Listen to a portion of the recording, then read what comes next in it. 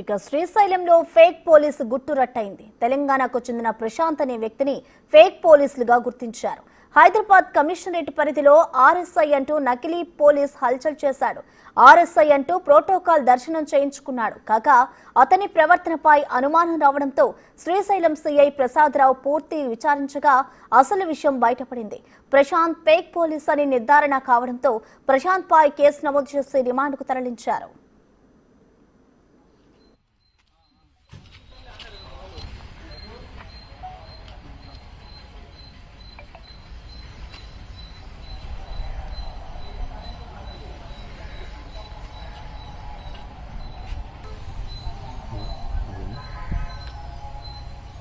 కార్యక్రమం మాకు ఫోటో తీయండి.